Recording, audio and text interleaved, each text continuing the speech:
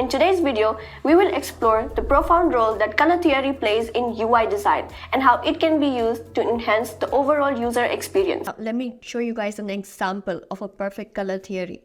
Now, as you can see, we have an interface over here which looks very bad. The red is popping in my eye and I am not liking it. So we're going to change this. Now suppose, let's say you're creating an app and your target audience is people from the age group around 25 to 40.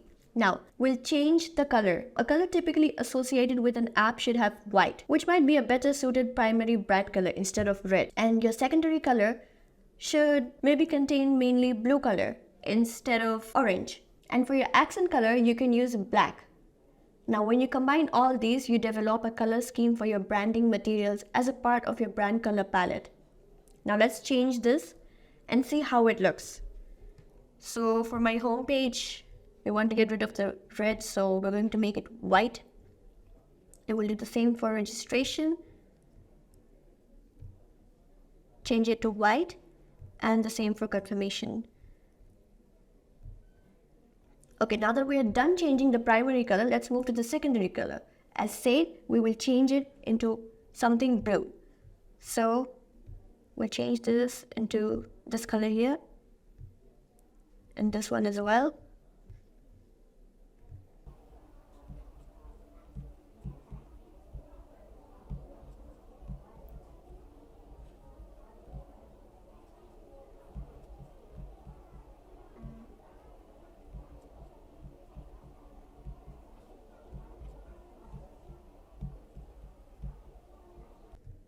Okay, now that we're done changing the secondary color as well, let's move to the accent color, where we're going to change the red into black.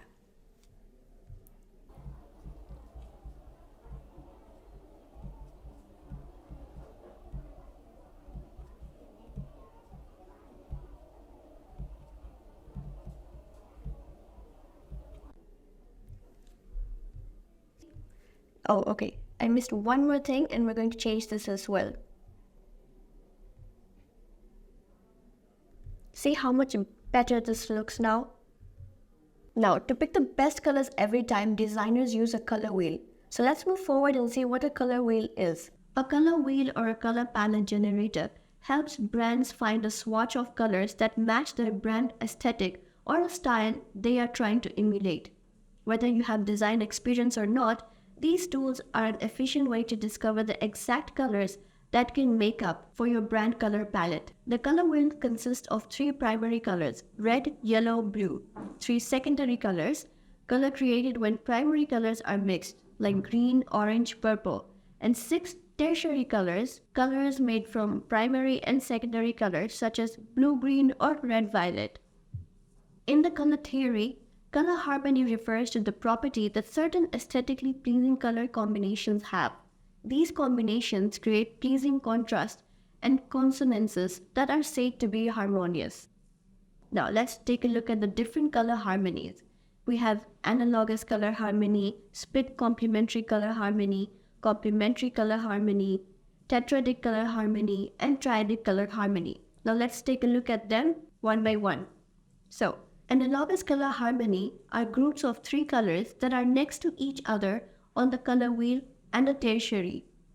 Red, orange, and red-orange are examples. Next, we have complementary color harmony. 2 colors on opposite sides of the hue wheel are called complementary color harmony, such as blue, orange, red, and green. Then we have split complementary color harmony. A split complementary scheme involves the use of 3 colors. Start with one color, find its complement, and then use 2 colors on either side of it. For example, the complement of blue-green is red-orange, and the split complement of blue-green would be red and orange. Now let's talk about triadic colors. A triadic color scheme is comprised of 3 colors evenly spaced on the color wheel or forming a perfect triangle. The 2 most basic triadic palettes are the primary colors, red, blue, and yellow, and the secondary hues are orange, purple, and green. Now let's talk about tetradic color harmony. In a tetradic color harmony, we use a combination of 4 colors that consist of 2 sets of complementary colors. These color schemes form a rectangle on the wheel. For example, purple and blue-green plus yellow-green and red. Now let's talk about the key terms in color theory. In color theory, we have hue, saturation, value, tint, tone, and shade. Now let's take a look at them one by one. Starting with hue, it refers to the dominant color family of the specific color we are looking at. White, black, gray are never referred to as a hue. On second, we have saturation. It refers to the intensity, in other words, whether the color appears more subtle or more vibrant. Then we have value. It has to do with how dark or light the color is, ranging from black to white. And then we have tint. It is any hue or mixture of pure colors with only white added. Tint is moving closer to the white. Then on number 5, we have tone. It is any hue or mixture of pure colors with only gray added. Tone moves closer to gray. Then on number 6, we have shade. It is any pure hue or mixture of pure colors with only black added. Shade moves closer to black. Now, let's talk about the color models. First, we have CMYK, which stands for cyan, magenta, yellow, and black. This uses what is subtractive mixing of light to derive different colors. 4 colors are mixed together. The overlapping result is black. It is usually used for pages and with printers. Then we have RGB, which stands for red, blue, and green. Used what is called additive mixing of light to derive different colors. 3 bright red, blue, and green lights are projected at you with full brightness. They are used for digital screens. Then we have hue, saturation, and brightness. Change of purity and density of color, as well as how much light is projected through the color. It is used by UI or visual designers. Now let's see the color categories. First, we have the jewel tones. These colors are richly saturated hues named after gems like ruby red, emerald green, amethyst purple, and much more. The ideal range of saturation for these colors is 83 to 73, and of brightness 76 to 56. Then we have pastel tones. Pale family of colors like pink, baby blue, lavender, and much more. These are soothing colors. The ideal range of saturation for these colors is 14 to 21, and of brightness is 89 to 96.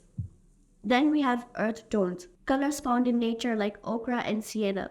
The ideal range of saturation for these colors is 36 to 41, and of brightness is 77 to 36. Then we have neutral tones. Pure neutrals include black, white, beige, and all grays and near neutral tones like browns and tans. The ideal range of saturation is 1 to 10, and of brightness is 99 to 70. Then we have fluorescent tones or neon tones. The ideal saturation for these colors is 100 to 63, and of brightness is 100 to 82. Then we have shades. It includes black and white. The ideal range of saturation for these colors is 0 to 0, and of brightness is 0 to 100. Now, let's talk about the 60-30-10 rule for color use. The 60-30-10 rule gives you an easy way to choose a color palette and stick to it. When done well, it can also help establish a brand's color identity. So, this is an example of an interface. The 60-30-10 rule has 3 components: the primary color, the secondary color, and the accent color. The primary color is the 60%, which is the main color. The secondary color is the 30%, and the 10% is your accent color. Now, let's describe the primary, secondary, accent color one by one. The primary color. This is the dominant color of the design. It forms the foundation of the color scheme and covers the majority of the design, which is 60%, as I said before. The primary color is typically a neutral color and is often used as the background of the design. Colors like white, blue, beige, and so on can be used as a primary color. Then we have the secondary color. This color supports the dominant color and adds more visual interest to the design. It covers about 30% of the design. The secondary color can be used for typography, icons, and subheadings or subtitles in a design.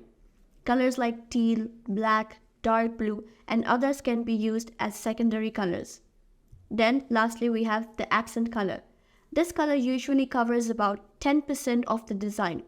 It helps highlight specific sections of the design like buttons, call to action elements, or any element that needs emphasis in the design. Accent colors are usually colors that have high contrast. Colors like yellow, orange, light green, and others make good accent colors. And just with that, we have reached the end of this session on color theory. If you have any questions related to the color theory, feel free to comment down and like this video. Just a quick info guys, Intellipaat offers UI UX course in collaboration with iHub Divya Sampark IIT Roorkee. Through this course, you will learn complete UI UX design thinking, interaction designs, wireframing, and guerrilla testing for a rewarding UI UX design career. This UI UX design course will be taught by IIT faculty and industry experts. With this course, we have already helped thousands of professionals in successful career transition.